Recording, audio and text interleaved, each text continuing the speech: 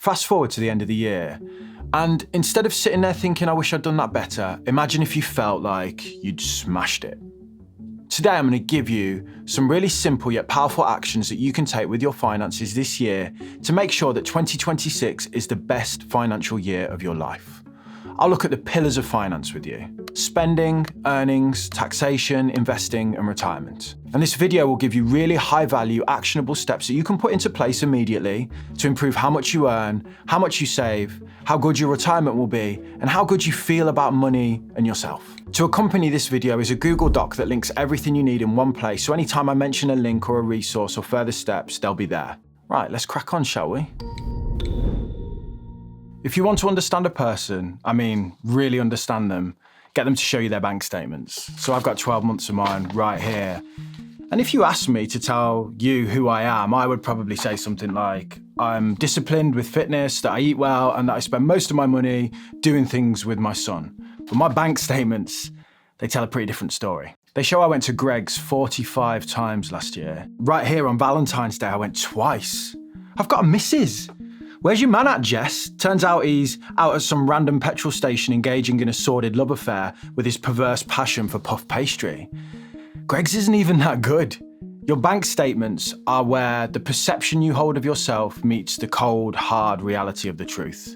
Mine is in the shape of a lukewarm sausage roll. I think everyone should do this exercise, going through 12 months worth of bank statements each year. Not to see how much money you spent really, it's a bit deeper than that. It's to see who you really are. And then ask yourself, am I actually okay with that? I'm not telling you to cut things. What I really care about is intentional spending. So deciding who you want to be, what you want to learn, where you want to go in life, and then aggressively spending in service of those goals while saying no to everything else. Every pound I spent in a Greg's is a pound I didn't spend supporting the person that I think I am. In fact, it actively works against my fitness goals. And over time, the gap between who I thought I would be and what my behavior creates builds this dissatisfaction and disappointment in my own view of myself. There's this idea called Mimetic Theory. It basically says that most of what we want isn't chosen consciously, it's not innate, we copy it from people around us. I guess that's why fashion trends come in and out, and I think it's also why a lot of the spending that we engage in leaves us feeling dissatisfied. Because we never stop to think, is this actually what I want, or is this what society's telling me that I want? I now want to move to a different discussion around spending in a section that we will call Raising Your Floor and Not Your Ceiling. I was talking to T this year, my mate and the co-host of my podcast, and he was asking what I think he should spend a pay rise on. He was looking at cars. I said, don't buy a car, buy a robot vacuum cleaner. The average person spends around 30 minutes a week vacuuming. Over a lifetime, that really adds up. Increasing your floor means investing in tools, services, and systems that raise your baseline quality of life up, by removing those chores and friction from the things that you have to do anyway.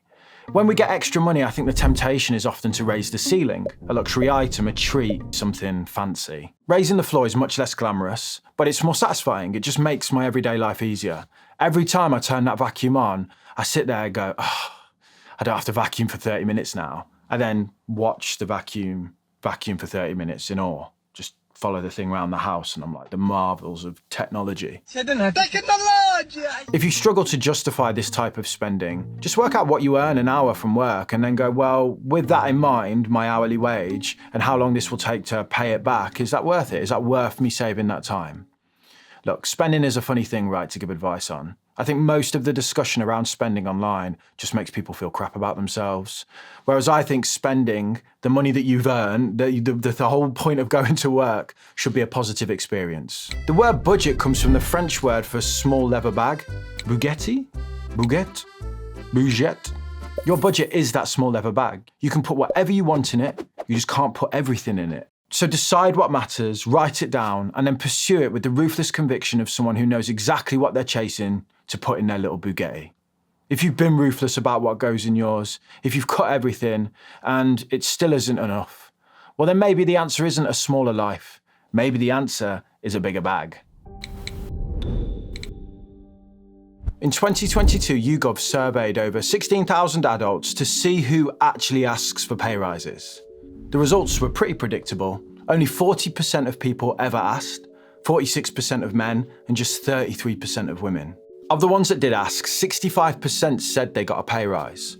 Unfortunately, this line of questioning isn't that clear. It doesn't spell out how often those requests were successful. But it appears that your odds are pretty good. Also, the reported success rates between men and women were much closer. 68% for men, 63% for women. Ideally, those numbers would be the same, but what this tells us really is simple. The biggest barrier to you getting an increased salary isn't a no from your boss, it's silence from you. It's 2026, and this is the year that you're going to ask for a pay rise. But let's not do it like a hostage negotiation. No ultimatums, no pay me or I walk, because sometimes they might just tell you to walk. You need to follow a proven approach. I learned this one from Yota. She's an expert in career negotiations and we had her on the podcast. I'll link the full episode below for you. I'm really going to oversimplify this for the purpose of this video, but the core idea is simple: preparation and positioning. So you want to structure this conversation so saying yes becomes the easy option to your employer. So step one, you need to know your market value. So look up the salary range for your role. You can use this from Robert Half or check Glassdoor. I'd even call a recruiter and say, if I left my job tomorrow, what would someone like me with my experience earn? Step two, bring receipts. Not I work hard or I'm loyal or I deserve a pay rise because I've been here for a long time. We want projects you've delivered, problems you've fixed, money or time that you've saved for the company, results that you can point to. Then step three, you need to book the conversation properly. Ask for a meeting and prepare them by saying, I want to discuss my progression and my pay, so you don't ambush them. And keep it really professional and keep it positive. If they say no, and they often will, then your response is simple. What exactly would I need to do over the next 6 to 12 months to earn that pay rise or promotion? Get that answer, get it written down, then do the work, document the work and put a calendar invite in for 6 months or whenever. Show up, go, there's the work, here I am, show me the money. The opportunity here isn't that people ask and they fail, it's that they never ask at all. This is supposedly the payslip of footballer Carlos Tevez when he played for Man City. Yes, the basic pay is outrageous, and yes, there's a slightly pathetic fine from the FA here. But the thing I'm staring at is this tax code, K8153. A K tax code usually means something odd is going on. Maybe HMRC is clawing some tax back because you've underpaid in the previous year, or there's a few other reasons. I don't think Carlos probably cared that much, but you should. Incorrect tax codes are incredibly common. A payroll provider called Remote surveyed around 1,000 employees and found 40% had issues with their payslip in the last 12 months. And the important point is that you're responsible for checking it. It takes around 2 minutes. Find your tax code on your payslip and then just Google HMRC tax code meanings or just use the gov.uk page that I'll link. If it looks wrong, don't assume that it will magically fix itself. Contact your HR department, or you could get in touch with HMRC if you want, but you'll sit on hold for hours. But if you do check it and you think, actually, I might owe them money here, the temptation is going to be to do that meme from The American Office where he's like this in the car, or the Homer disappear into the hedge thing. But HMRC will figure it out eventually. It's by far better to deal with it earlier than get a massive bill later on. Honestly, taxation can just be a minefield. The IFS in 2017, which is the most recent study, found that 36% of self-assessments were wrong. And that shoots up to 60% with the self-employed. And today, in 2026, there are way more people than ever that now need to complete a self-assessment. The deadline for getting your self-assessment sorted is the 31st of Jan. And if you're unsure on what to do or you need some help, you should check out today's video sponsor, TaxApp. If you try to find an accountant now, the problem you're going to face is they're all going to be so busy trying to hit this deadline for their other clients. Whereas with TaxApp, you can file your self-assessment in as little as 15 minutes and no need to find or wait for an accountant. TaxApp is HMRC approved software that guides you step by step through the process and helps you spot any errors and just make suggestions on where you could save tax and other things. The software then links to your bank accounts directly and pulls up all of the relevant information that you need, and they provide this really clear summary of your tax situation, and once you're happy with it, you submit it directly to HMRC. Not only is it super easy, but they're really cheap as well. Their plans start from as little as £49 as a one-off payment, and even the more complex returns are offered at a great price. They are quicker and cheaper than most accountants. So if you need a self-assessment completing, check out TaxApp using the link in the description and you'll get 10% off. Now let's get back to the video. I make a lot of content on investing. It's a massive topic and it shouldn't be oversimplified. So trying to condense that all down into one simple action is pretty hard. You need to understand with investing that your capital is at risk. That means that the value of your investments can go up and down, and they will go up and down. And past performance is no guarantee of future results. But what those disclaimers don't say is that historically, long-term investing inside of a well-diversified portfolio, inside of a tax-efficient account like a pension or an ISA, has been a sensible thing to do. And whether you realise it or not, for absolutely every single person watching this video, investing is already the bedrock of your retirement plans. So shouldn't you be engaged with it? We'll talk about pensions more in a moment together. But the one thread that every single successful investor has in common is that at some point they got started. Most people just read, they watch, they listen. They never pull the trigger because they're waiting for a crash or whatever. And then somehow 5 years just goes by and they've missed out. So I think that the simple action to take this year in 2026 is just to buy a relatively boring investment with a small amount of money. So the kind of money that feels insignificant to you, and then just leave it and see how you react to the ups and downs of the stock market, to news and headlines, and just the sight of your money going up and down in value. Because like I said, it will go up and down. The modern investing world is truly an amazing place because there are brokers nowadays that will let you get started on their platforms and buy your first investment with as little as £1. Who you invest with is completely up to you. I'll include a couple of options that I use on the document for you to help you out. When it comes to what investment to buy, I can't tell you what to do. I'm not your financial advisor.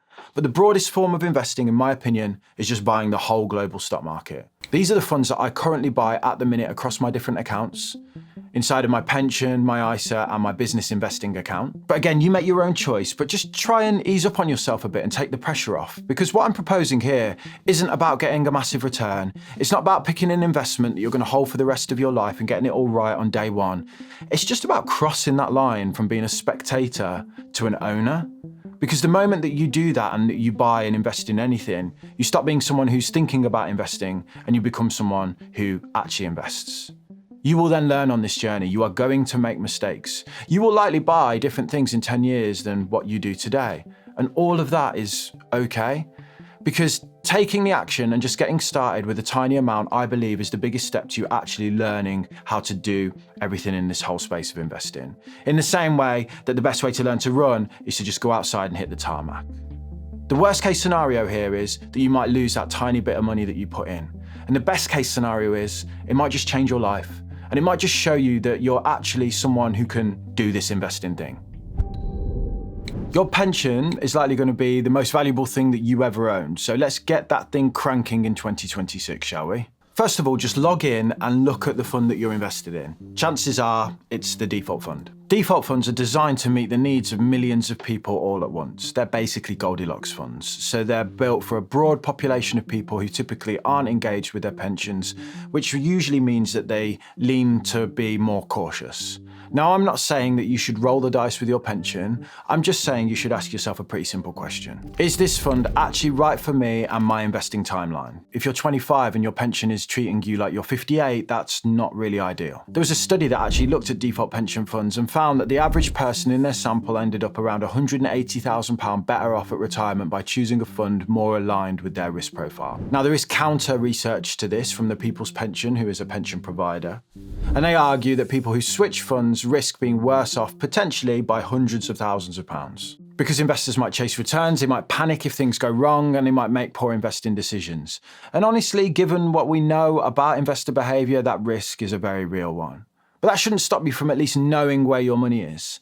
I think a really good exercise to do with any pension fund is this. So get the fund fact sheet. It'll outline everything about the investment that you're in. First of all, take a look at what it's invested in, and then compare the performance each year versus another fund that you are familiar with. So I might benchmark or just compare it against a global index fund like Vanguard's World Fund. To be clear here, many default funds invest in a range of assets, not just the stock market, so they're never going to mimic the performance of a global index fund that just tracks the global stock market. And the pension companies themselves would say that these funds are designed to perform well in good or in bad times. You can also bang the name of the fund into TrustNet, and they'll give you loads of information on the fund and its performance. Next, we're going to max the employer match.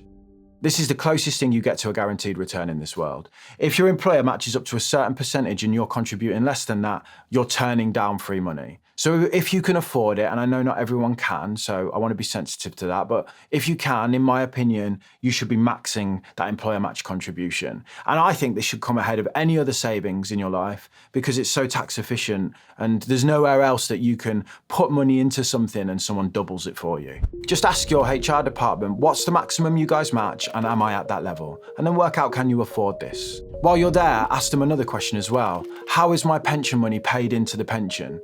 Is that relief at source? If they say relief at source and you're a higher or additional rate taxpayer, you may need to claim back some of your tax yourself. It's not done automatically. I know I bang on about this all the time, but billions each year are left unclaimed. And every time I say this, I get messages from people going, oh my God, thank you, I just got thousands of pounds back. And with the fact that they're freezing tax bands, more and more people are quietly becoming higher rate taxpayers without realising that that means that they need to claim their money back. For example, Nest are one of the largest pension providers in the UK. They have over 13 million members and they operate a relief at source scheme. So if you're in a Nest pension and you pay 40% tax or above, they give you half of your tax entitlement back automatically and expect you to contact HMRC to claim the rest. You can usually go back up to 4 years to make a claim, and once you've sorted it, you can then claim every single year that you remain in that scheme as well going forwards, and the money just lands in your bank account. Now, I'm going to leave it there because I don't want this video to be too overwhelming. And really with finance, it's my view that it's just doing the simple things over and over again consistently that drive the biggest change, not all the complex little things. But in the document, I've included a few other bits that I think should be fundamental financial considerations for people, such as getting a will and the relevant protections and insurances, and a couple of other pension bits that I've not mentioned here. So feel free to check that out. And if you think I've missed anything off today that you think should be included, let me know below and I'll include the good ones on the document also. But yeah, thank you so much for your time today. I'm off now to go watch my vacuum clean up the kitchen. Can't wait.